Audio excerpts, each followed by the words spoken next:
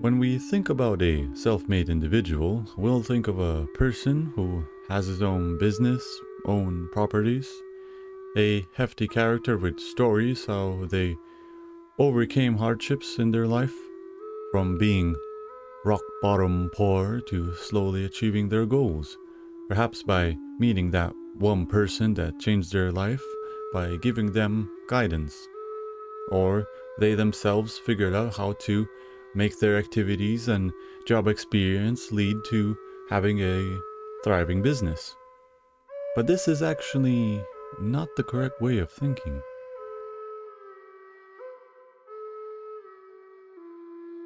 No one is really self-made. Everyone who is here right now, living their life, listening to me, is the result of everyone around us working together to bring us all here. The various devices, structures, education, and philosophies that we use, from smartphones to cars to advanced medicine to modern farming, all is present in our lives due to the historical advancements of people who wish to contribute to a greater future. Or at least I'd like to believe so, as it is possible that it is simply businesses competing with each other, where whoever makes the newest technological breakthroughs will be on top, and as a side effect it helped enhance society. Nonetheless, these competitions will bring us a better lifestyle, which of course is debatable, but we most certainly have more comfortable and stable lives.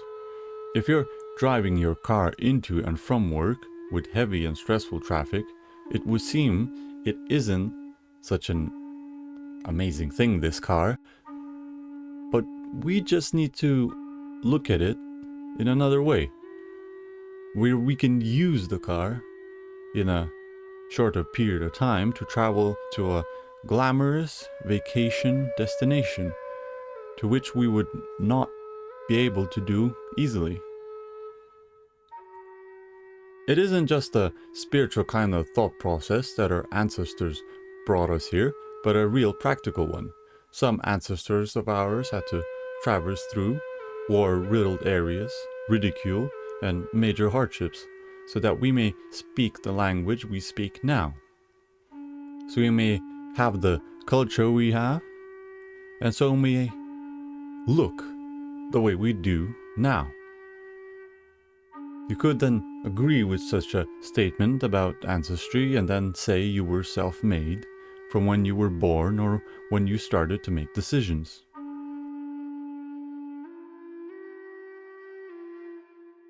But even then, it wouldn't be true. From the moment you are born, generally speaking, you will have a parent or someone that looks after you when you're growing up, to make sure you eat properly, to teach you communication and recognition of objects and what they do. Then with that statement, we'll entertain the thought that after you're 18 or so, when you start to make your own decisions, have your own children or your own job, then you're self-making yourself as a big entrepreneur, head of the family, freelance or business owner with all that responsibility.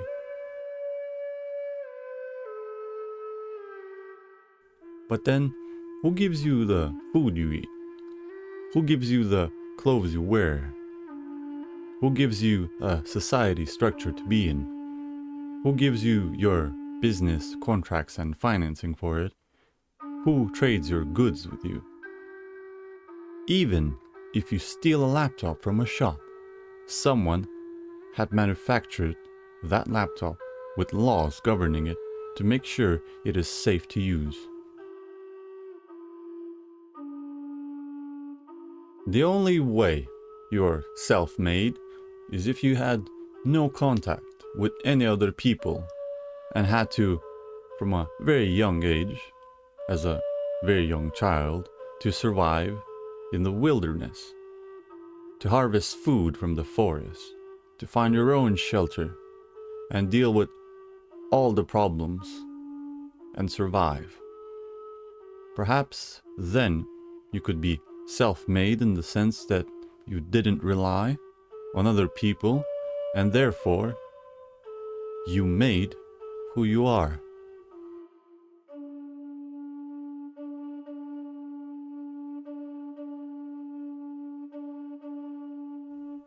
But thinking a bit deeper on that thought, you still aren't self-made. As in truth,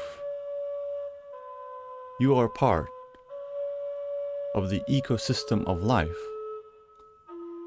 where your own body is a collective of individual cells collaborating with each other to make sure you survive.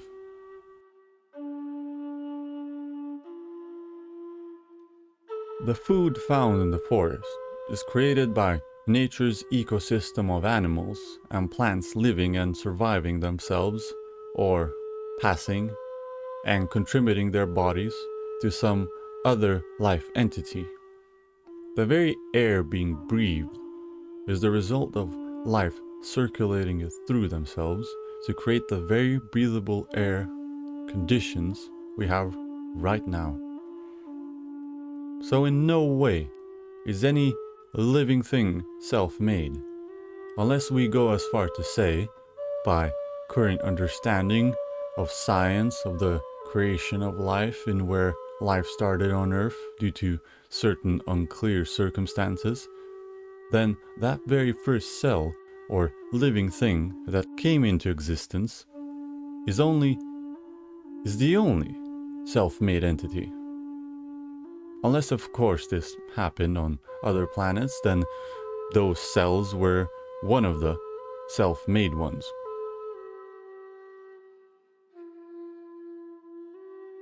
Which seems to make sense.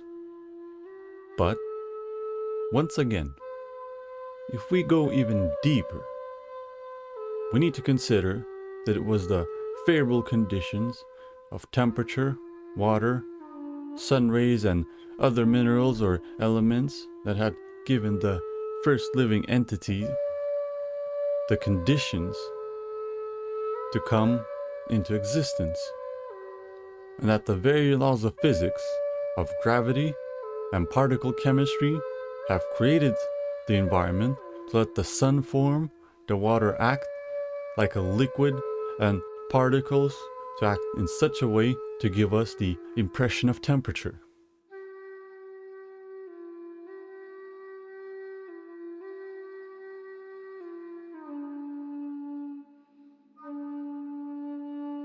How much we can start digging deeper into such things, that we can get into the same consensus of everything being connected.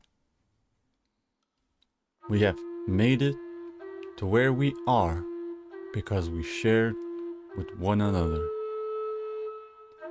There is of course wars, conflicts and political agendas at play between communities, but within a community they would support one another to achieve their agendas. In the end, the one that succeeded the most, morally, I'd say, I would believe would be the one that had the best community infrastructure or system which helped people contribute to each other's lives. Even wars are won by collective efforts of the armies. Even anarchic societies rely on a collective, supportive culture to not harm each other. I don't want to imply that it is bad to put effort into yourself and to try to create something for yourself, be it an organization, business, or living space, as that helps you grow over time to make more mature decisions in your life. It is, however, the mind's, or the ego's, as some would say, perception, that is only us, or the I, that are responsible for the achievements we made. In a sense, yes, you did put the work into becoming the person you are now, but you most likely did it while relying on resources that you've not given a second thought about. That self-help book may have made you who you are, but it was written by someone else. I'd suggest so as to not decline into a self-crisis of meaning in the later stages of life when we've achieved grand things of financial freedom or self-reflection, to then remember that we're part of humanity, that sharing or cooperating with others, be it people, animals, or nature, is our role for us to achieve a meaningful lifestyle.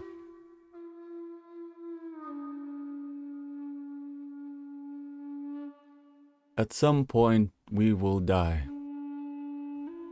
I will die, my family and friends will die, and animals I've seen in the parks will pass away, and the trees that I've played around as a child will crumble under the passage of time, and the same will happen to all people. But our contribution to society, this ecosystem we thrive in, will live on, in practical terms, forever.